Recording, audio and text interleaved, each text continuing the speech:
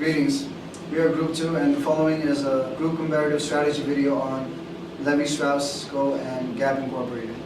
Levis, Strauss and Co. includes Levi's Dockers, Levis Strauss Signature, and Gap is one of the largest specialty realtors with some of the most recognized brands in the apparel industry.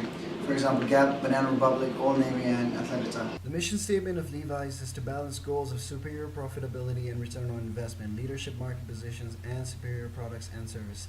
The vision statement of Levi's is to be the embodiment of energy and events of our times, inspiring people with a pioneering spirit. The key values are quality, integrity, respect, and open-mindedness. The mission statement of Gap is to never stop moving. It takes thousands of passionate, dedicated, and talented employees around the world to deliver the merchandise and shopping experience the customers expect and deserve. The vision statement of Gap is to make a positive, lasting impact on the people and in the places where they operate. The key values are integrity, originality, and development.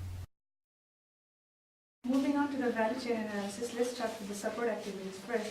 In terms of firm infrastructure, the leadership structure is hierarchical in both companies. In Gap, it has a separate global integrity department which focuses on enhancing firm infrastructure, and vertical integration is the main source of value creation for Gap, whereas Levi's has Eureka Innovation Lab for testing new designs and products in textile technology. Moving on to technology, Levi's uses radio frequency identification for inventory management and for enhanced in-store experience, whereas Gap uses omnichannel technology for logistics, and Gap has a separate e-commerce department that is growth, innovation, and technology for the management of websites. Gap's online shopping service option is more convenient and is more customer-friendly, whereas Levi's online shopping service option is less advanced.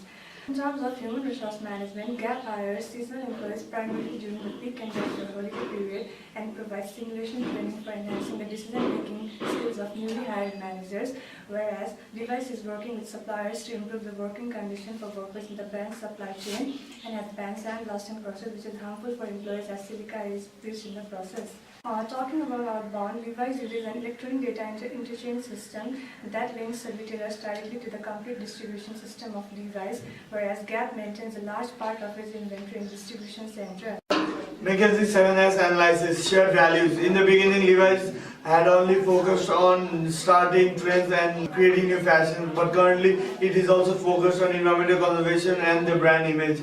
Gap. From the beginning till now, Gap has only focused on providing the customer with affordable clothing. Structure. Levi's uses centralized management structure, whereas Gap uses decentralized management structure. Strategy. Levi's targets youth and since it has a high recognition around the world, it does not need to plan its pricing in the product. Gap focuses on all age group and strategically places their prices to make the product more attractive. System. Levi's constantly works on creating new fashion. Gap constantly works on providing quality products in cheaper prices. Style. Both Levi's and Gap represent American culture. Staff. Both companies have rich diversity of staff. Skills. Both companies require designers, economists, IT specialists, legal bodies, but common skill would be a small knowledge of fashion. Now moving on to the business analysis in the context of US, the political factors are stable domestic environment which gives more security, trade restrictions will increase tariffs, quotas and custom restrictions. The newly elected US president will also impact on future taxations, tariffs and regulations. The political crisis and uncertainty in new operating locations. The economical factors are volatile exchange rate which will affect the financial results, high level of unemployment in US affects purchasing power, the increasing cotton prices results to higher production costs, and the changes in global economic conditions and consumer spending patterns affect the decision making and sales. Social cultural factors are the increase in young customers in developing economies, the modern lifestyle supports demand for fast fashion where denims have high longevity, the growing e-commerce market results in greater accessibility, and the increasing environmental awareness creates a new market segment for biodegradable clothes. The technological factors are the advancement and investments in digital facilities such as IT. The e-commerce has gained popularity among customers which has allowed many new ways of promoting fashion and reaching customers online, which attracts higher customer traffic online. And the technological breakthrough helps to reduce manufacturing costs. The environmental factors are the risks of natural disasters and public health crises. The production of cotton farming has a very strong impact on the environment, and the unsafe use of agricultural chemicals has impacted severe health effects on workers in the fields and disrupted large ecosystems that receive excess doses that run off from farms. The legal factors are the improvement on labor standards and rights, such as China's low-cost wages and working conditions in Cambodia and Vietnam.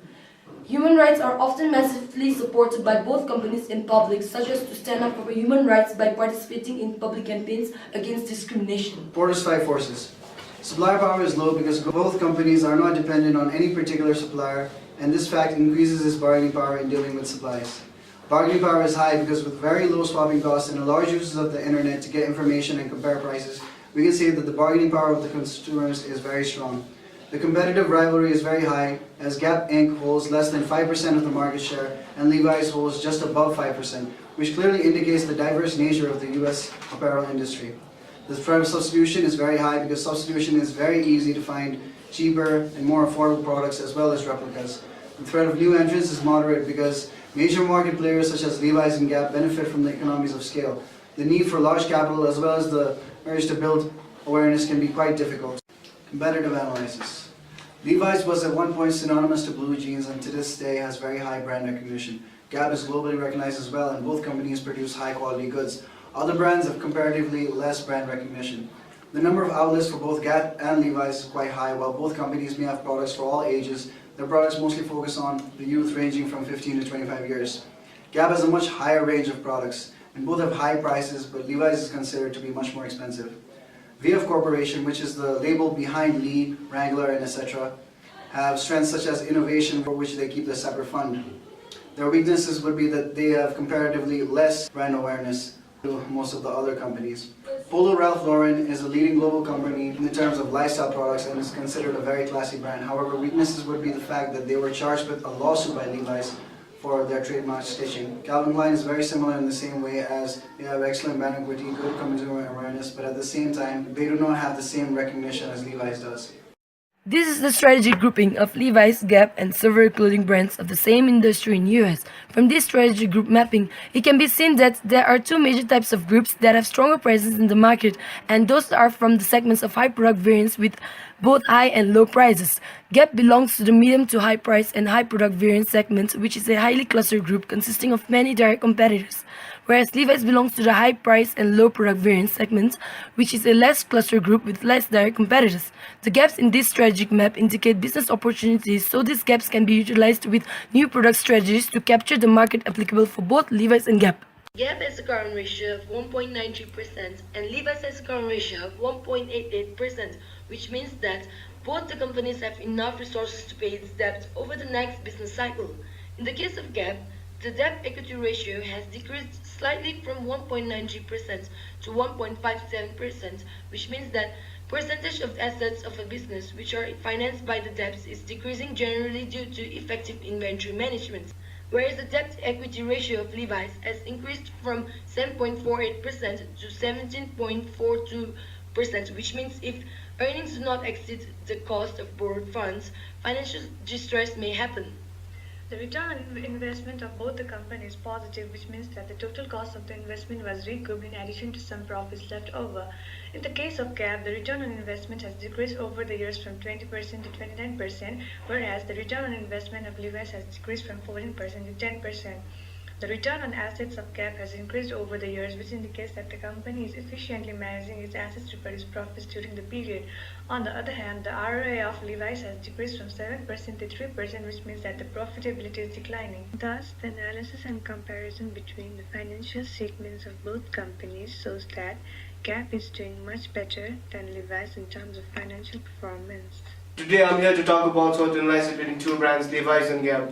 The strength of both companies are popular, strong brand name. The other factors of strength for Levi's are high brand quality, expertise in the industry. The other factors of strength for Gap are franchising opportunities, strong financial position, strong multi-brand portfolio.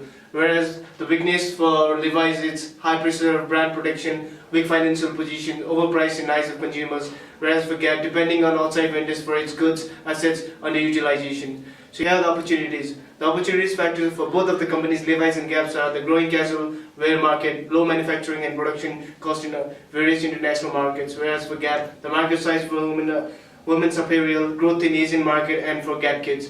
Whereas for threats for Levi's and both the companies, Levi's and Gap, the fast-changing consumer taste, the lack of protection of property rights like China, the increasing competition and product substitution.